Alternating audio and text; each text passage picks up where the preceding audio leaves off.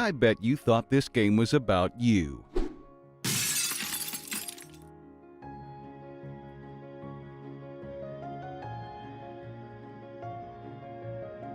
Welcome to your first day at Ogle. I'm sure you'll go far. You can wander freely around the company, and if you're having trouble with one of the bosses, feel free to visit a different level. You can always come back later when you realize what you were doing wrong. Your success will depend on your creativity. You only have a few spells, but they can be combined in a multitude of ways for both offensive and defensive purposes. So experiment and try out different ways of using them.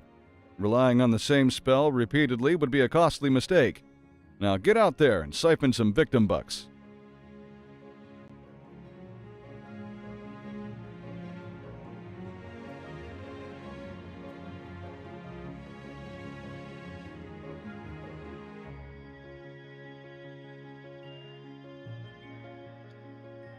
Welcome to the tutorial. Just a few minutes training and we'll have you on your way. To adjust your camera, hold down the left control key and use the scroll wheel on your mouse. The Q and E keys will rotate the camera left and right. You can also hold down the space bar to free look around. Hovering over buttons and meters will tell you what they are, but the basic gameplay is simple. Enemies are trapped by the same color box as their shirt color. Pick the correct color on the toolbar below and right-click to throw it. If you're aiming at moving enemies, try to throw it in front of them so they run into it. Throwing a box costs victim bucks, but it also drains victim bucks from any enemy you trap. But don't worry, your aiming box will turn orange if you're about to throw a box that costs more than you can afford. Losing all your victim bucks will send you back to the starting courtyard, but any enemies you've drained won't reappear. Now, throw boxes of any color and stop when your aiming box turns orange. Good. You may have noticed the box cost increasing significantly every time you throw one. Try it again now and watch the numbers. Be careful though, each level of the building has a different cost for throwing a box. It gets higher every floor you go up. The boxes can also be thrown on top of one another to form a combo, and when you form a combo, it resets how much the basic boxes cost, so you should be throwing combos frequently. There is a little button on your toolbar that changes color to remind you. Try making a combo of 2 different colors now. You can also combine 2 of the same color, but you have to trap an enemy so that the first box expands before you throw another box on top. Try it on the enemy in front of you. The special combo you made vaporized the enemy and turned their victim bucks into bubble points. You can't spend bubble like you do with victim bucks, but you get more of it, and it acts like a shield when an enemy tries to steal your victim bucks. Get close enough for the enemy in front of you to steal all your bubble points. If enemies get close enough to drain your victim bucks, they'll be connected to you with a green line. Move closer and farther away from the enemy in front of you, and watch how the numbers and thickness of the line change. This enemy has much lower power than a normal first floor enemy, so you can move nearer and farther away to see how the damage changes. Click the next arrow when you're finished. You can also cast a rainbow by holding down the left mouse button until the green meter on your hotbar fills up. If you're moving when the cast completes, it will fail. If you move while the rainbow is active, it will also fail. Try hitting the enemy in front of you with your rainbow.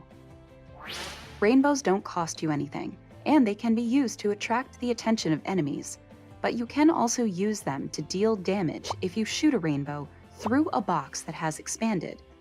The rainbow will turn the same color as the box you shoot it through. For this example, the enemy in the box is immune to the damage, so you can practice shooting through the box at the enemies around him. Once you're done practicing, you're ready to leave the tutorial area. You can also check out the help menu for some useful tips and tricks. Good luck!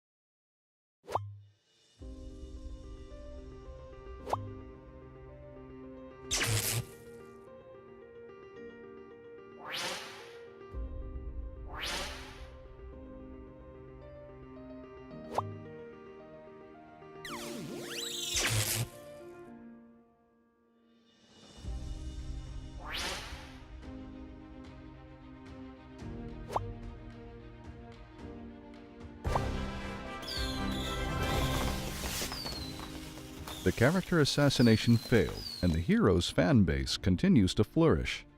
The progressive developers that removed him from their game also received heavy promotion by mainstream game journalists who liked their progressive ideology. Yet their game still ended up selling 20% fewer copies than a similar indie game that welcomed our hero with open arms after the controversy. These clickbait controversies don't ruin good people or improve poor products. They merely serve as a mindless distraction for those who have replaced reality TV with outrage tourism.